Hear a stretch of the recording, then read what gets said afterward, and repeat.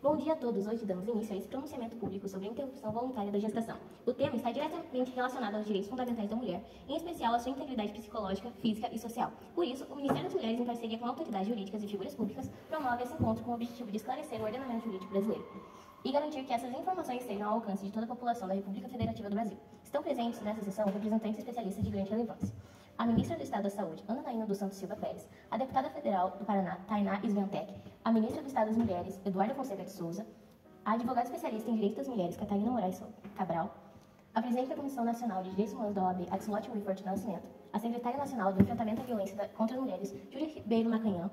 a presidente do Conselho Federal de Medicina, Lívia Oliveira Vizentim, e a promotora de Justiça do Ministério Público do Paraná, Ana Júlia Cardoso Nogosek. Sendo assim, eu, doutora Ana Clara Marques, teria a honra de mediar essa sessão, e nesse momento a declaro oficialmente aberta. Bom, vamos começar informando quais são as situações em que o processo de interrupção voluntária da gestação é permitido por lei, pois o principal objetivo do encontro de hoje é disseminar o conhecimento sobre as políticas de interrupção gestacional induzida do Brasil e como colidem com os direitos fundamentais estabelecidos pela Constituição Federal. De acordo com o Código Penal e a arguição de descumprimento de preceito fundamental 54, o aborto é permitido em casos de gravidez decorrente de estupro e estupro de vulneráveis, menores de 14 anos, presença de risco de vida para a gestante, não necessariamente iminente, mas relacionado a condições de saúde pré-existentes, e em caso de ancefalia fetal, ou seja, em caso de ausência parcial ou total de estruturas essenciais para o funcionamento do sistema nervoso, como o encéfalo, a calota craniana, cerebelo e meninges, de modo que todos os serviços de saúde devem garantir o atendimento de todas as mulheres que desejam realizar a interrupção da gravidez, conforme os termos citados anteriormente. E com a fala da nossa ministra da Saúde, agora nós vamos introduzir falando um pouco mais sobre as interpretações. Em diversas manifestações coletivas e individuais são direcionadas diferentes teses e argumentos, a fim de embasar o posicionamento, sejam eles a favor ou contra o aborto induzido. A não aceitação da interrupção não voluntária da gravidez surge a partir da insinuação da violação do direito à vida, que se aplica ao feto, ao embrião, no caso, já formado, a ser considerado como um humano. Assim, pode ser considerado, de acordo com a tese, como um indivíduo assegurado de direitos invioláveis, que não podem ser colocados nem retirados por nenhuma outra pessoa, conforme a Constituição Federal. Logo, a sua integridade deve ser preservada pelo Estado. Outras interpretações também podem ser religiosas, levando em consideração a laicidade do Estado e da criminalização do aborto de forma legal através do Código Penal de 1940. No entanto, a aceitação da interrupção voluntária gestacional é defendida não só pelo exercício do direito à privacidade e do direito à reprodução, que abrange em campos como a intimidade e a honra, mas também envolve os direitos fundamentais, o direito da autonomia da mulher, em que se assegura a independência de seu próprio corpo. Assim, decidindo se ela quer ou não continuar com a gestação sem ser coagida pela sociedade ou pelo Estado, a fim de influenciar a sua decisão,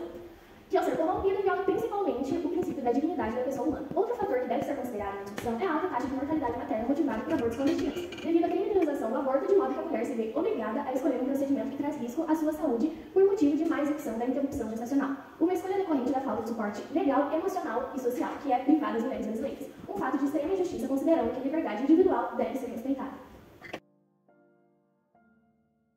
O dia 28 de setembro é simbólico como Dia da Luta pela Descriminalização e Legalização do Aborto na América Latina e Caribe, data instaurada pelo 5º Encontro Feminino Latino-Americano. Bom, aqui temos um movimento que deixa explícita a necessidade da correta regulamentação do tema discutido e argumenta sobre a independência da mulher, pois ela é quem enfrenta o desconforto, as mudanças biológicas, as disfunções psicológicas durante e depois do processo de gravidez. Junta a responsabilidade de tal ato que certamente não foi planejado e podendo ter origem de uma violência que jamais será esquecida pela vítima. Além disso, a criminalização do aborto deriva de um material normativo que foi desenvolvido em uma década caracterizada pela repressão feminina, de modo que o Código Penal brasileiro, neste caso, é negligente perante a população feminina brasileira, que ainda hoje necessita de auxílio político para assegurar direitos, como da liberdade reprodutiva, assim violando também o direito de igualdade entre homens e mulheres.